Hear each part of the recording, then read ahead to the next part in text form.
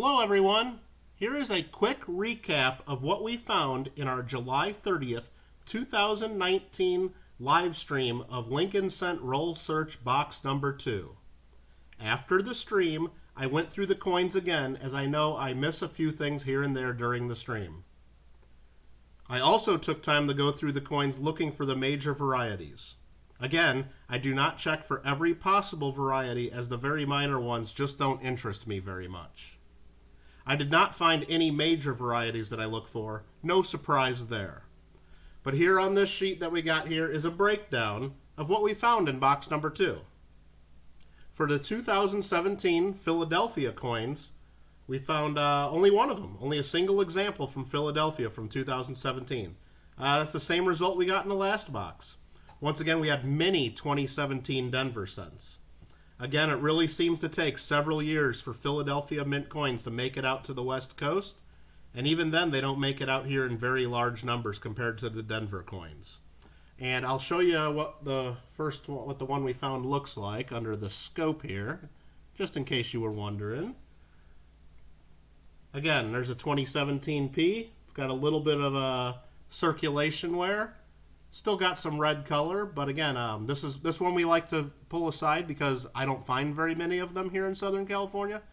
And it's the first and only Lincoln Cent so far that has a Philadelphia mint mark on it. So it's one we like to pull aside. Next up, what we look for are the 2009 Lincoln bicentennial coins. It's the bicentennial of Lincoln's birth and the centennial of the Lincoln Cent. So for 2009, we found 15 total coins. There were 13 Denvers and 2 Philadelphias. 7 of them were the birthplace variety. 1 was the formative years, 4 professional life, and 3 presidency. So we did find at least one of each of the 4 types, but none of them were very interesting or worth showing in detail under the microscope. Next that we track are the San Francisco minted coins from the 60s and 70s. We found 15 total, and at least one of every year in that range, except for 1973. A couple of the coins did have some original red color, but they still had enough circulation wear to where they probably weren't worth saving. High AU at best, and again, nothing really worth a close look under the scope. We also track how many of the first-year memorial cents we find, 1959s. We found 6 of them total in this box, which is about triple what we found the last time. And all 6 of the coins were 59Ds from Denver. One of them was in actually pretty nice red condition, and I'll show that under the scope. I got that right here. Let me put that under here and pull up the microscope. Yeah, so we pulled this one out of a roll. Again, it's a 59D, got a lot of original red color. It's got a few marks and a couple little discolorations, but still not too bad for out of a roll from the bank. Next up, we of course track the Wheaties, the wheat cents from 1909 through 1958. In this box, we found 13 total. That total was 5 higher than our last box, and we had a bit more of a date range, with the earliest being a well-worn 1929, and I'll show that.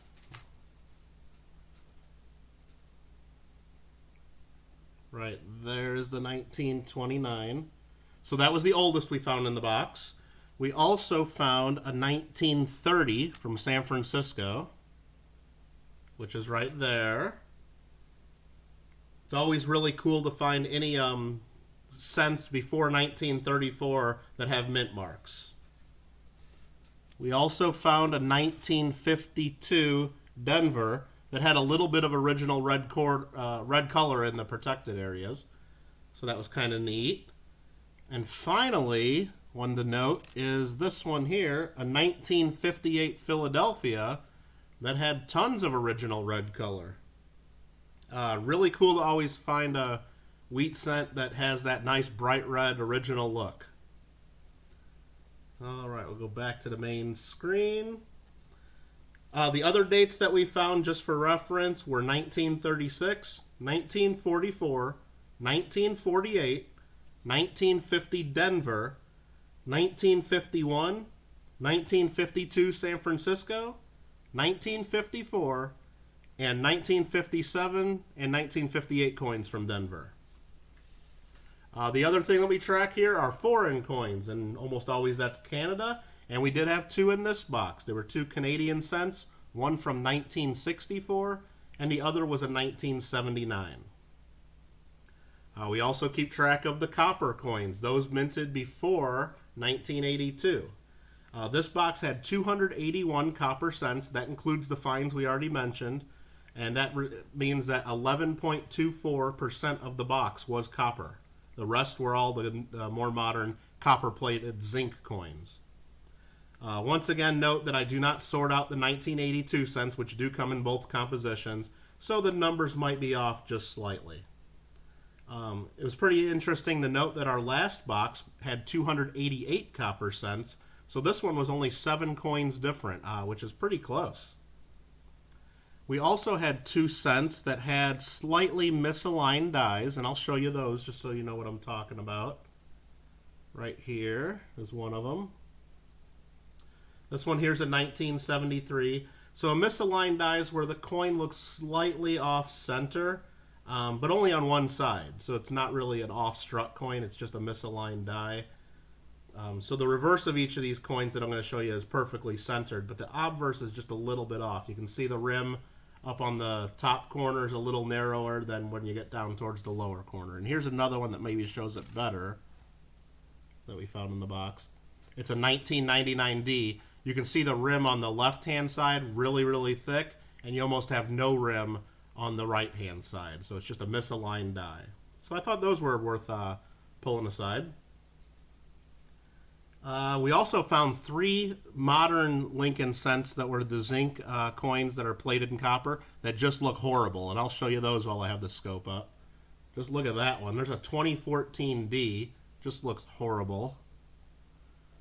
Here's one. That was another 2014D. Parts of it are missing and corroded away. Just nasty. And this one here has some little volcanoes growing. It's a 2000 Denver. Just big bumps and corrosion all over it. Parts of the coin missing. Just shows you that how bad these zinc cents, the modern ones, can get when exposed to the environment. And next I want to show you a couple more interesting finds. This one here is just a very well-worn 2001 Denver.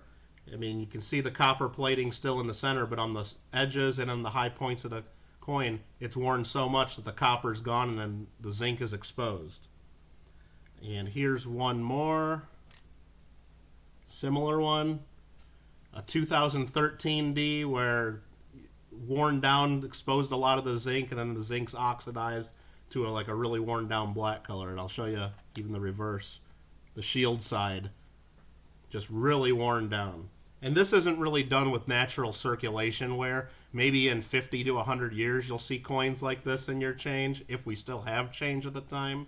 But this is usually done by getting stuck in some kind of a machine and artificially wearing down the coins. Go back to the main screen. So there's also been some information on the new 2018 Denver double die obverse variety. If you've seen that, it looks like there's very minor doubling just behind Lincoln's ear.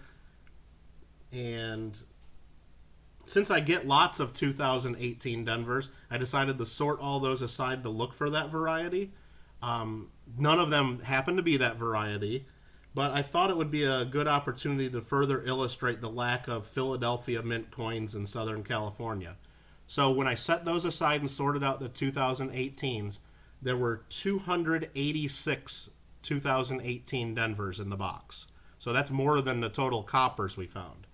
And in that same box, this is all we found for Philadelphia 2018s. 3 coins. So 289 coins minted in 2018 that we got. 3 of them from Philadelphia, 286 from Denver. So that just shows you it takes a little bit of time for the Philly coins to make it here. So that's pretty much it. That's the results from our box 2.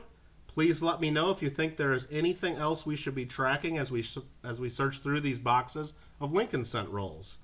Otherwise, I'll keep coming up with a similar list to this here. And not sure when we'll do box number 3, but hopefully soon, and perhaps I will see you there. Until then, thank you for watching and supporting our channel, and keep having fun with collecting.